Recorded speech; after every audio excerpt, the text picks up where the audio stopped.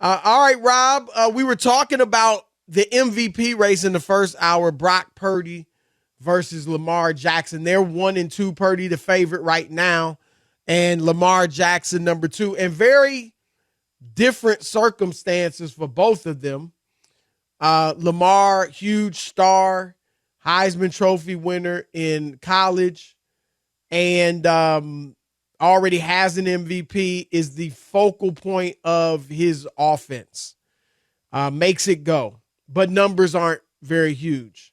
Brock Purdy, Mr. Irrelevant, the last player chosen, played at Iowa State, was good, but didn't light the world on fire, and thrown in last year as a starter due to injury, and has been great since then. Statistically, he's having the best year of any quarterback in the NFL, and he's played great in the biggest games. He's actually been probably better in the big games than he has in some of the games against lesser teams. So those are the two front runners, at least right now, with 3 weeks left for the MVP. But a lot of people, Rob, including you, still have big questions about Brock Purdy. Tell us where you're at on him. It's the same thing that I've talked about over and over. I don't deny his numbers or have any issue with him because he's Mr. Irrelevant. It's still like all of the, I guess, let me think about it this way. And maybe you can help me here. Brock Purdy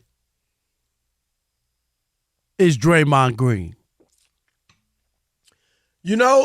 We talked about... Is that not crazy, Chris? No, because we talked about whether or not he's a system quarterback last week on First Things First. And I didn't say that, but that thought came to my mind. Did it really? Okay. Because Draymond, you and I think is undoubtedly... would not be that. He's going to be a Hall of Famer. Right, but if he went to a bad team or a different team, Chris, he would not have the career that he's had. He would not be elevated to, like you say, going into the Hall of Fame. He wouldn't be. I could almost bet on it. We don't know, but you know what I mean. We don't know for sure, but yeah, most people hold that opinion, Rob, and I agree with you. And I think that Brock Purdy is Draymond Green, and all of these things, he's in the perfect situation, a perfect complement of players. He still has to deliver the ball, Chris. He still has to make decisions. He still has to play. So no one's saying he's not doing anything. Right. But it's like the cake batter has been mixed. Put it in the oven. It's it's just put it in the oven. And that's where he is. And I'm telling you, I still believe this. That if he has a bad game anywhere, Chris, playoff game, they get knocked out. NFC Championship game, they get knocked out. Super Bowl, he doesn't make the play. Throws a bad pick. Whatever it is, the only way people will be able to validate him and his career and what he's done is if he is the reason. And what I mean by that, obviously the other players are playing, but he plays really well and they win a Super Bowl. And then I think all of that is erased. As soon as there's a misstep, just like we saw in the middle of the season with the 3 losses, Chris, when there was a misstep and when he wasn't winning and wasn't playing like he had played, the Wolves came for him. They did. And they will come for him in the postseason as well if he doesn't perform. Is it fair? No, it's not fair. But that's where he is. Would you agree with me, or do you agree with me, that if he were, again, even a 4th-round pick or higher, because Dak's a 4th-round pick, that people wouldn't have these questions about him? Yeah, that would help. That would definitely help. I would be lying if I said that it doesn't matter, because we talked about Kurt Warner, and not too many people mention this because we talk about it a lot, because I think it's relevant. It's very relevant. It really is. When people say, it's a very good comparison. Right. When people say, oh, well, they're just doing it. No, Kurt Warner wasn't even drafted. So forget about being Mr. Irrelevant. This guy was bagging groceries. Division I, Northern Iowa. That's not even Iowa State. Right. And this is what I'm saying. At Iowa State. Yeah, he played Northern Iowa. And he went and had an unbelievable year, Chris. Led the Rams to a Super Bowl. The rest is history. Like his season was undeniable, and there were other great players on that team. He had Marshall Faulk, right, and the receiving core. I think Torrey Holt was on that team. So. Who we've had on the show was a tremendous receiver. When they won the Super Bowl that year, Dick Vermeil was the head coach. Yep. Did he cry after? Remember, he became a crier late in his career. Yeah, Chris. he sure did. Everything, man. Right. Hey, it was crazy. Hey, Dick, do you want some pistachios? I don't know. Oh, my God, pistachios again. Oh, right, they're so delicious, though. Torrey Holt, Rob, was on that team. Isaac Bruce, who's a Hall of Fame receiver. Look at the players. So it's very similar. It is darn near identical, but I'll give you one thing that's different. And this also hurts Purdy. Like we said, the Rams came out of nowhere, won the Super Bowl that year. Yep. Went 13-3, I believe it was, as we just had a host of great players. But Rob, the year before, 4-12. And that's where you go, Chris. There you go. There's a difference maker. That's the thing where people go, the Rams weren't that good last year, and they got this quarterback out of nowhere. This guy shows up, and now they're going to the Super Bowl. That's the difference. Like that, it was the difference where you look at somebody and you know he's a difference maker. The 49ers have been in the mix the last few years. They've gone to the Super Bowl without Brock Purdy. Did they expect to be in the Super Bowl? Do you know what I mean? It ain't like, oh, my God. Jimmy Garoppolo was healthy, Rob, and it's, I think, 5 in San Francisco. They went to the NFC title game. Right. And now, to me, Brock Purdy is clearly better than Jimmy G.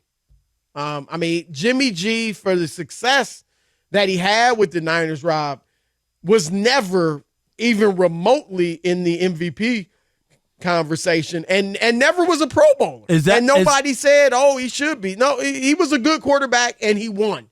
That was the thing about Garoppolo. You just kind of were like, he wins. You know what I mean? He wasn't great numbers. He was solid, decent, but he was able to help them win. And Purdy is winning, but putting up numbers. Look, as I said, we talked about it last week. I can't say with certainty, Rob, right now that he's not a system quarterback. I think what, in my view, is probably the most likely situation or scenario is that right now, or even maybe he's coming out of that already, but he started off as a system quarterback. And he will grow or has grown into a franchise quarterback. We saw it with Tom Brady. Started off as a system quarterback. That was the view. You got to give Brady the credit that they turned it around immediately under him and have been struggling without him before he took over, even with Drew Bledsoe, who was a Pro Bowler. But Brady still had the tag, Rob, of system quarterback. Joe Montana, Rob, early in his career, he didn't even start his first 2 years. He was a 3rd-round draft pick. And so there were people, he had tons of talent with him that were saying system quarterback. And obviously that, view changed as it should have. So we've seen Kurt Warner, even then, Mike Martz, was the one who he stepped in as the OC that first year with Warner and really helped turn it around. So a lot of people were giving Martz credit. Yeah, Mike Martz was an offensive genius. Right. There's so no it doubt. was like, okay, Warner's good, but Marshall Faulk, Torrey Holt, Isaac Bruce, Mike Martz calling plays. And then remember, Warner struggled, Rob, with the Giants, and then goes to Arizona and plays well and gets them to the And let Super me Bowl. tell you something. If it wasn't for that Santonio Holmes catch, Chris, in the end zone, they won a Super Bowl. Oh yeah. You remember he threw the touchdown to who am I thinking of? The receiver, Larry Fitzgerald. Remember, Larry Fitzgerald had the touchdown that put him ahead with a couple minutes to go or whatever it was. I can't remember the exact time, Chris. And then Santonio Holmes makes Pittsburgh and Arizona. that great catch. Yep. I remember sitting there when Larry Fitzgerald Jr., caught that ball or whatever touchdown. I thought, wow, Arizona is going to win a Super Bowl. When you think about how bad That franchise was. Yeah, and so, like I said, I think Brock Purdy is most likely on that path as far as, growing into a franchise quarterback. Because the thing is this, Rob, and obviously he does have a lot of talent around him. And it's kind of like, I look at his situation, Rob, kind of like a beating a bad team. Where you say, well, they weren't any good. Yeah, but we beat them 40-0. You know what I mean? Like you can only beat a bad team so badly. And at some point you got to get credit. If you struggle with a bad team, then people can throw that in your face that, oh, they're no good. But when you beat the brakes off of them, you should get credit even if they're bad. And the thing with Purdy is you couldn't play much better. Rob, his passer rating of 119 is, for quarterbacks who started essentially the whole season, it's the fourth highest ever. Only Peyton Manning and Aaron Rodgers have had higher. Wow. Yeah, I mean, here's some of his biggest games this year as far as the opponent. Philadelphia, 314 yards passing, 4 touchdowns, no interceptions, 148.8 passer rating. Jacksonville, which, at that time was one of the top teams in the league as far as record, 296 yards passing, 3 touchdowns, 0 interceptions, 148.9 passer rating. Dallas, 252 yards passing, 4 touchdowns, no picks, 144.4 passer rating.